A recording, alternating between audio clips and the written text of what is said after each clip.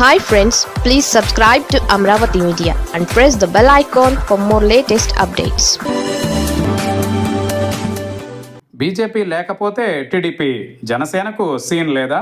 ఏపీలో కూటమి సర్కార్పై విమర్శలు వెల్లువెత్తుతున్న తరుణంలో ఆ పార్టీల మనుగడపై కొత్త ప్రశ్నలు రేకెత్తుతున్నాయి. తెలుగుదేశం, జనసేన, బీజేపీ పార్టీలు ప్రస్తుతం కూటమిగా ఏర్పడి అధికారాన్ని పంచుకుంటున్నాయి.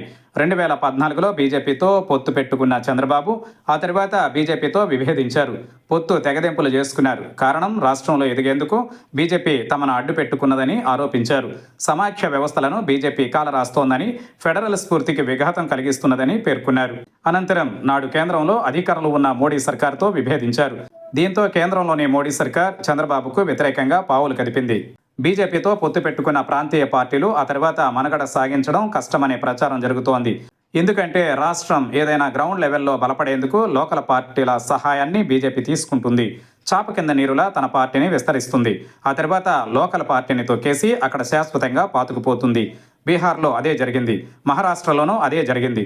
ప్రస్తుతం దక్షిణాదిపై కన్నేసిన బీజేపీ తెలంగాణలో నెమ్మదిగా తన పట్టును పెంచుకుంటోంది. ఇక బెంగాల్లో కాంగ్రెస్, కమ్యూనిస్టు పార్టీలను బద్దలుగొట్టి గత ఎన్నికలలో ప్రతిపక్ష హోదాను దక్కించుకుంది. ప్రస్తుతం అధికారం దక్కించుకునేందుకు బెంగాల్లో జోరుగా ఎన్నికల ప్రచారం నిర్వహిస్తోంది. ఇదే సూత్రాన్ని నేటికి బీజేపీ ఫాలో అవుతోంది. 2014లో చంద్రబాబు మాట వినలేదని, ఆయన్ను దారికి తెచ్చుకోవడానికి 2019 ఎన్నికలలో టీడీపీ ఓటమికి, వైసీపీ పవర్లోకి రావడానికి కృషి చేసినట్టు టాక్. ఇక 2023లో చంద్రబాబుతో పొత్తుకు బీజేపీ ఒప్పుకోలేదు. ఎందుకంటే 2014లో చంద్రబాబు చేసింది వారు మర్చిపోలేదు. అదే సమయంలో జనసేనాని పవన్ కళ్యాణ్ మధ్యవర్తిత్వం చేయించి చంద్రబాబుకు, కేంద్రంలోని బీజేపీ పెద్దలకు సయోధ్య కుదిర్చారు. వైసీపీ పాలన మీద వ్యతిరేకత రావడం, జనసేనాని, టీడీపీ, బీజేపీ కూటమిగా పోటీ చేయడంతో చంద్రబాబు మరోసారి సీఎం అయ్యారు. ప్రస్తుతం ఎన్డీఏ కూటమిలో చంద్రబాబు చక్రం తిప్పుతున్నారు.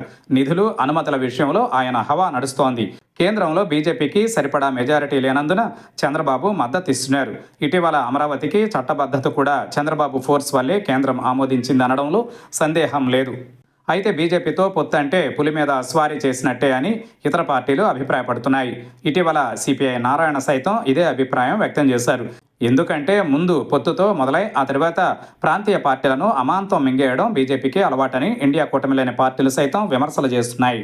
ఈ పొత్తు ఇలాగే కొనసాగితే బీజేపీ లేకుండా టీడీపీ, జనసేన పార్టీలు ముందుకు వెళ్లలేవని, అలాంటి పరిస్థితిని మోడీ, షా క్రియేట్ చేస్తారని టాక్ వినిపిస్తోంది.